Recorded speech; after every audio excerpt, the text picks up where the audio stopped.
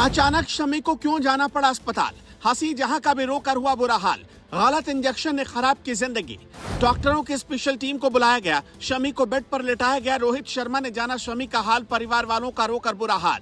शमी के दोस्त ने ही कर दी इतनी बड़ी गद्दारी, शमी को बर्बाद करने की हुई साजिश। अल्लाह का नाम लेकर शमी ने कहा, सभी से निपट लूंगा, हर बात का जवाब दूंगा। इधर चर्चा इस बात की हो रही थी कि आखिर मोहम्मद शमी को कब तक खेल का सबसे बड़ा पुरस्कार दिया जाएगा। शमी ने जिस तरह से वर्ल्ड कप में शानदार प्रदर्शन किया था, उसको लेकर माहौल अभी तक बना हुआ है।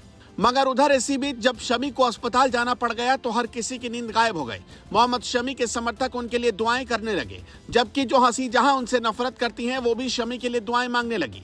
शमी अपनी बेटी से बहुत प्यार करते हैं, उनकी इच्छा थी कि जल्द ही वो अपनी बेटी के साथ रहें, मगर उनकी ये इच्छा हंसी जहां की वजह से पूरी नहीं हो पा रही है।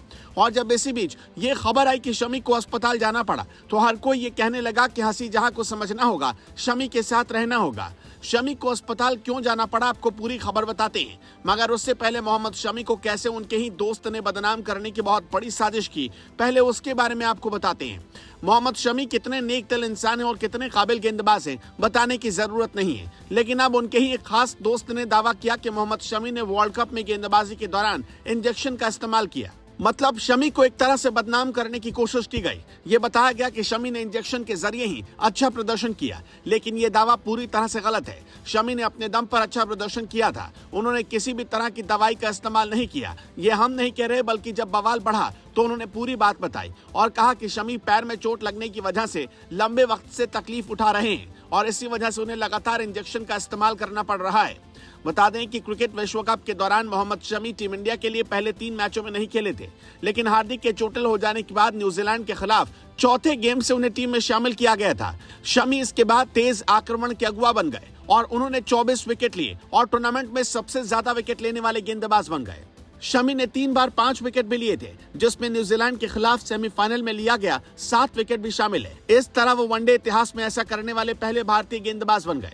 अभी भी हर कोई शमी की तारीफ कर रहा है, क्योंकि जो इतिहास उन्होंने बना दिया, अब शायद ही दूसरा वैसा कमाल क्रिकेट के इतिहास में भारत की तरफ से कभी कर पाए। लेकिन जिस तरह से ये दावा किया गया कि शमी मैच के दौरान इंजेक्शन ले रहे थे, वो दावा पूरी तरह से गलत है। इलाज के दौरान उन्होंने जरूर इंजेक्शन का इस्तेमाल कराया था, लेकिन वो भी बीसीसीआई के डॉक्टरों की पूरी निगरानी में।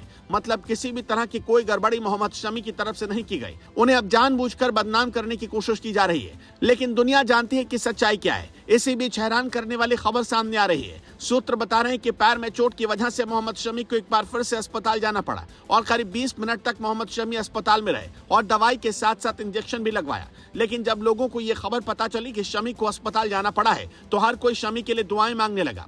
हंसी जहां भी शमी के लिए दुआएं करने लगी कि शमी को कुछ ना हो। लेकिन अच्छी बात यह है कि मोहम्मद शमी कुछ वक्त बाद ही अस्पताल से घर लौट आए। आपको बता दें कि चोट की वजह से शमी मैच नहीं खेल पा रहे हैं, इसलिए हर कोई उनके लिए दुआएं कर रहा है कि शमी भाई जल्द ठीक हो जाएं और मैदान पर वापसी करें।